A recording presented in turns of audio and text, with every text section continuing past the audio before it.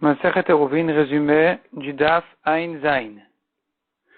On a vu dans la Mishnah un mur qui sépare deux Chatzerot, qui est haut de 10 Tfachim et large de 4 Tfachim.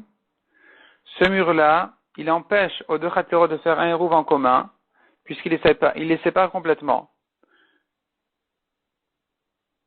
Non seulement ça, mais même on n'a pas le droit de poser sur ce mur-là des fruits ou de reprendre de sur le mur des fruits et les mettre dans le Chatzer. Puisque le mur qui fait 10 Tfachim de haut et 4 de large, il est considéré comme un domaine en soi. La Gemara demande qu'est-ce qu'on dira dans le cas où le mur ne fait pas 4 Tfachim de large. La Gemara ramène là-dessus une machloket entre Rav et Rabbi Yochanan.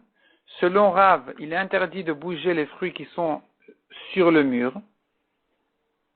La Gemara explique que Rav, ici, il dit que puisque les deux côtés du mur sont un reshut et achid, et que de porter de l'un à l'autre, c'est un interdit comme des Rabbanan, les Chachamim ont fait une chumra spéciale pour renforcer leur parole, plus même que si c'était interdit de la Torah, et donc ils ont interdit de porter même au-dessus du mur, au sommet du mur. Par contre, Rabbi Yochanan lui dit, c'est un makom tour, il ne fait pas 4 tfachim de largeur, et donc ce n'est pas considéré comme un domaine en soi, et donc on n'a pas de problème de porter d'un côté au mur ou du mur à un côté. De même qu'on aurait pu le faire, même si d'un côté il y avait un reshut et achid et de l'autre côté il y avait un reshut arabim, on aurait pu porter du reshut et achid au mur ou bien du mur au reshut et achid, et de même pour le reshut arabim, à condition de ne pas faire passer ensuite jusqu'à l'autre domaine complètement. Donc ici aussi ce sera pareil, on pourra porter même les fruits du Chatzer et les poser sur le mur et inversement, du mur au Chatzer. La Gemara ensuite dit, un mur entre deux Chatzerot, qui donne sur un Chatzer d'un côté et un Chatzer de l'autre côté. D'un côté, le mur, il fait 10 Tfachim de hauteur, de l'autre côté, il fait pas 10 Tfachim de hauteur. On dit que le mur, il appartient pendant Shabbat au Chatzer qui n'a pas 10 Tfachim de hauteur, le Chatzer dont le sol est plus haut.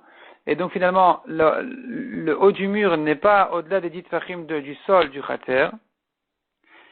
Et donc il peut l'utiliser plus facilement, et donc c'est lui qui aura le droit de l'utiliser pendant Shabbat. De même si c'est un trou dans la terre, si c'est une fente dans la terre qui donne sur deux Chatzerot, d'un côté il y a moins de 10 tfachim de profondeur, et de l'autre côté ça donne sur plus que 10 tfachim de profondeur, eh bien le Chatzer qui a moins de 10 tfachim de différence avec le fond de ce trou-là, c'est lui qui pourra en profiter et l'utiliser pendant Shabbat.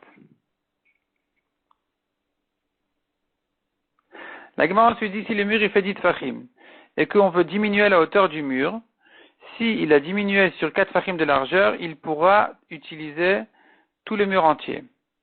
S'il ne l'a pas, par contre, diminué sur 4 tfachim de largeur, la Gemara explique par exemple, il a retiré une pierre en haut du mur, et à l'endroit du trou en question qui a été fabriqué, après qui a été fait en enlevant cette pierre-là, il n'y a pas 4 tfachim de hauteur, mais jusqu'au sol on a moins de 10 tfachim. Pardon, il n'y a pas 4 tfachim de largeur, mais jusqu'au sol on a moins de 10 tfachim. Il ne pourra utiliser que à cet endroit-là, mais pas au reste du mur.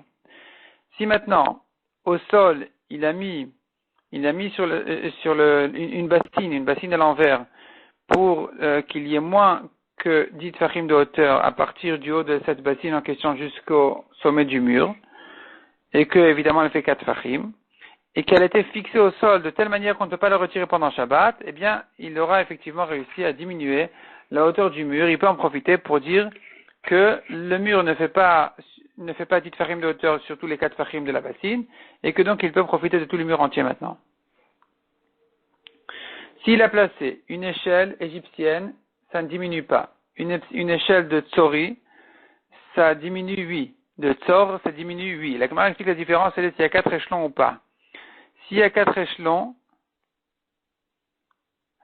alors c'est une échelle suffisamment grande et lourde, pour qu'on considère qu'elle soit fixée sur place et que donc elle peut diminuer. Mais si il n'y en a pas 4, alors l'échelle, elle est considérée comme une petite échelle qui se transporte facilement d'un endroit à l'autre, et donc finalement on ne peut pas en profiter pour dire la hauteur du mur a été diminuée, voilà, on a accès grâce à l'échelle. Il faudrait que l'échelle soit plus fixe à son endroit. un mur toujours entre deux chatserot qui fait 10 tfachim de hauteur. Il a mis une échelle d'un côté qui fait 4 tfachim de largeur. Et une échelle de l'autre côté qui fait à nouveau 4 tfachim de largeur. Entre l'une et l'autre, il y a moins de 3 tfachim. On peut considérer qu'il y a un passage d'un chatser à l'autre qui permettent de faire un hérouv en commun pour les deux chatserot. Donc ici, la question n'est plus est-ce qu'on peut utiliser le sommet du mur, la question est est-ce qu'on peut faire un hérouv en considérant les échelles comme un pétard, comme une entrée qui laisse passer d'un chatser à l'autre. Et la réponse elle est que du moment que chaque échelle fait 4 tfachim et qu'entre l'une et l'autre, il y a moins de 3 tfachim, et il y a une échelle dans un chatser et l'autre échelle dans l'autre chatser, il y a un passage facile. La Gemara dit ici maintenant l'épaisseur du mur fait 4 tfachim de largeur, même si les échelles sont éloignées plus que 3 tfachim l'une de l'autre, il a quand même toujours le passage en marchant au sommet du mur, puisqu'il fait 4 tfachim de largeur, on peut marcher dessus. Donc à nouveau, ça s'appelle encore une fois un pétard qui permet de faire un hérouv en commun pour les deux chatserot.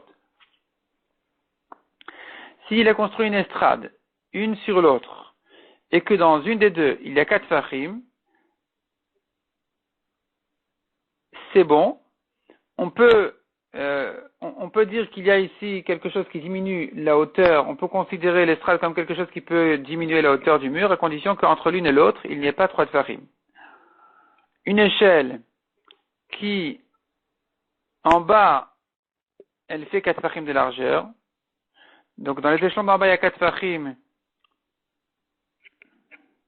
On peut dire que, effectivement, cette échelle, elle peut diminuer la hauteur du mur. De même, si dans l'échelon d'en haut, elle est étroite en bas et large en haut, donc dans l'échelon d'en haut, il y a 4 tfachim.